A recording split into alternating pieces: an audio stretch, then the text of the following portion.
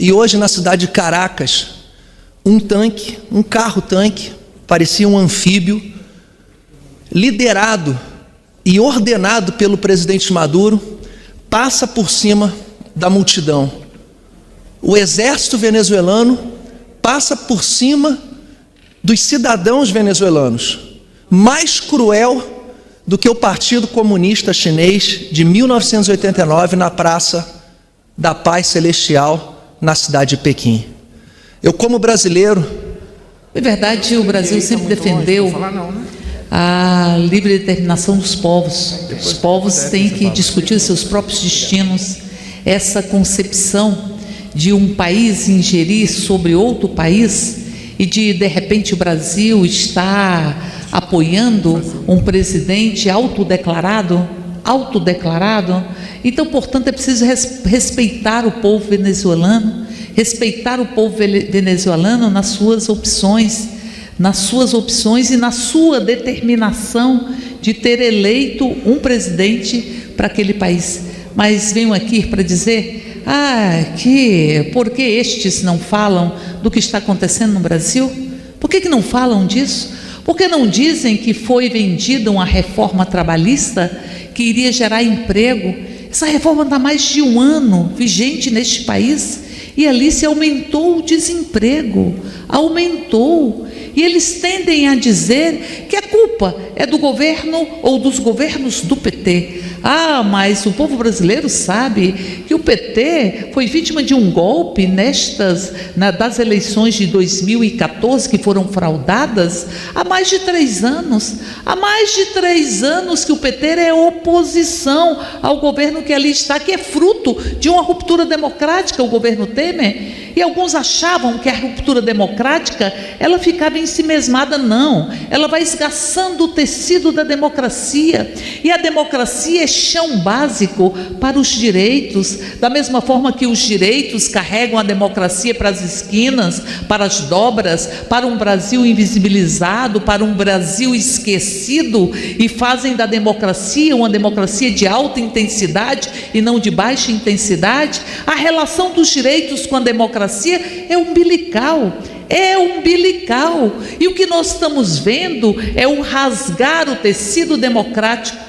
Quem de nós iria imaginar que um presidente da República determinasse a retirada de uma propaganda do Banco do Brasil, simplesmente porque o Banco do Brasil, porque ali aparece a nossa diversidade, a nossa juventude negra, e ali o outro não pode existir. O outro só existe para este governo se tiver o seu pensamento, se tiver a sua igreja, se tiver a sua forma de ser, se tiver a sua família. Ou seja, é anular a lógica democrática, e eu diria anular uma humanidade que se reconhece na alteridade, que se reconhece na diversidade. Como é possível nós termos um presidente que ingere desta forma numa instituição que disputa mercado, e é uma disputa reída? Da mesma forma, como é possível imaginar que o presidente do banco vai em uma palestra e divulga que o banco estaria melhor se estivesse na iniciativa privada, e que tenta mitigar esse problema colocando concorrentes do Banco do Brasil no conselho de administração, e diz: minhas pernas estão pesadas, é como se nós não pudéssemos disputar, porque o banco é um banco público, porque o banco não pode demitir quem queira, porque não pode fechar as agências que queira fechar. Ou seja, como é que alguém que está numa instituição pública, que é patrimônio do povo brasileiro, o banco, moço, não é de Jair Bolsonaro, o banco é do Brasil, do povo brasileiro, e é fundamental para o desenvolvimento nacional, para o crédito produtivo, para o crédito rural, que é um crédito de risco e que a iniciativa privada não entra dentro dele. Mas o conselho de administração, que tira o plano estratégico, a missão da própria instituição, está com pessoas da concorrência, está com pessoas que representam os bancos privados dentro do conselho de administração do banco, e o presidente da Caixa, que nomeia um personal trainer para ser consultor, e diz, não, ele é meu amigo. meu amigo, e vai fazer uma auditoria nas verbas de patrocínio esportivo. A Caixa Econômica tem um dos mais profissionais corpos de auditores do Brasil, profissionais de alta qualidade, concursados, que têm sim a capacidade de fazer auditoria em qualquer que seja. Aí nós temos um personal trainer que não tem formação para fazer auditoria, ou que não tem formação no mercado financeiro. A sua única formação é a formação para exercer a função de personal trainer, e assume a condição de consultor. Nós vamos estar na quinta-feira entrando com uma representação contra o presidente da Caixa, que aliás, ali não deveria estar, porque é genro de Léo Pinheiro, que tem de litígios com a própria Caixa, ou com o fundo de pensão, que tem como patrocinadora a Caixa. É absurdo o que está acontecendo no Brasil. E será que ninguém vê? Será que ninguém vê que este presidente está e colocou no Ministério da Educação alguém que diz que vai tirar 30% da UNB, da Universidade da Bahia, da Universidade Federal Fluminense, universidades como a UNB, que numa seleção, que numa avaliação do seu desempenho, ganhou nota 5 pelo próprio MEC, a maior nota, e foram poucas as universidades que conseguiram neste patamar do universo de 2000, e ele diz, não, a universidade tem que parar de fazer balbúrdia. Esse governo encara que balbúrdia é a liberdade de manifestação, a liberdade de opinião, e acha que balbúrdia é filosofia, é sociologia, é termos consciência crítica neste país? Por isso diz que Paulo Freire já não será o patrono da educação brasileira. E Paulo Freire que é reconhecido no mundo inteiro, e que aqui este presidente que acha que o Brasil é um jogo de videogame, e que acha que pode esconder e esquecer o povo brasileiro e expulsá-lo deste Brasil, diz que é preciso tirar Paulo Freire da condição de patrono. E hoje na cidade de Caracas, um carro-tanque, parecia um anfíbio, liderado e ordenado pelo presidente Maduro, passa por cima da multidão. O exército venezuelano passa por cima dos cidadãos venezuelanos. Mais cruel do que o Partido Comunista Chinês de 1989 na Praça da Paz Celestial, na cidade de Pequim. Eu, como brasileiro, eu quero pedir desculpas ao povo venezuelano.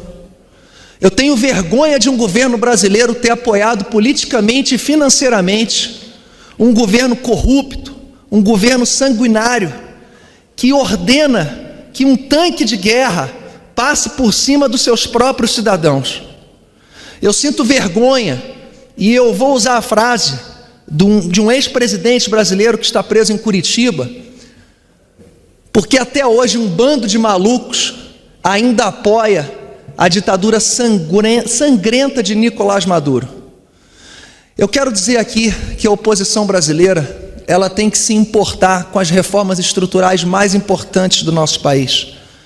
Nós estávamos indo para o buraco. Quero agradecer aqui ao Exército Brasileiro, à Marinha Aeronáutica. Vocês foram os últimos obstáculos de um plano para acabar com o nosso país, assim como a esquerda venezuelana acabou com a Venezuela. Graças a Deus vocês resistiram. E para aqueles brasileiros que ainda não entenderam que as forças armadas de qualquer país desenvolvido garante a democracia e o equilíbrio. Quero aqui ressaltar que essas reformas estruturais passam nesse momento pela aprovação imediata da reforma da Previdência. A reforma da Previdência vai trazer um equilíbrio fiscal, vai trazer um equilíbrio e possibilidade de infraestrutura, segurança, saúde para o mais simples brasileiro.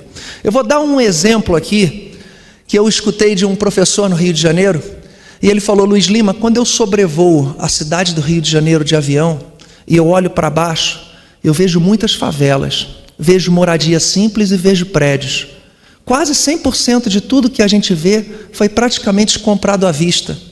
Quando a gente sobrevoa a cidade de Nova York, 90% do que você vê foi comprado financiado. Se você não tem abertura de mercado, se você não tem juros baixos, se você não tem credibilidade, se você não tem instituições fortes que garantem e estimulam o bom pagador, você jamais vai ter um país equilibrado.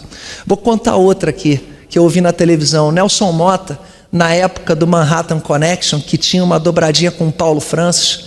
Paulo Francis chegou para o Nelson Motta assim que ele se mudou para Nova York, e o Nelson Motta, aquela tradição de esquerda, falou assim para o Nelson Motta: Nelson Motta, você vai perder as suas últimas convicções.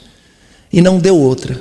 Você, quando mora num país liberal, competitivo, que você garante liberdade e competitividade para o seu povo, você estimula o emprego, você estimula o consumo e você estimula a liberdade. Agora eu vou contar uma terceira para ficar muito mais fácil para quem está me vendo e para quem está me ouvindo. Eu vi uma charge no jornal, essa é para a reforma da Previdência, para vocês entenderem bem. 2 mendigos debaixo de uma ponte. Um vira para o outro e pergunta o seguinte: você é a favor da aprovação da reforma? O outro responde: claro que não. Eles querem tirar os nossos direitos e as nossas conquistas sociais. E eles estão morando debaixo da ponte. Então fica aqui uma grande reflexão para todos nós. Ficamos pulando aí, muitos anos com o pezinho esquerdo. Deixa pular um pouquinho com o pezinho direito, que a gente vai fazer diferente e a gente vai consertar esse país. Obrigado, presidente.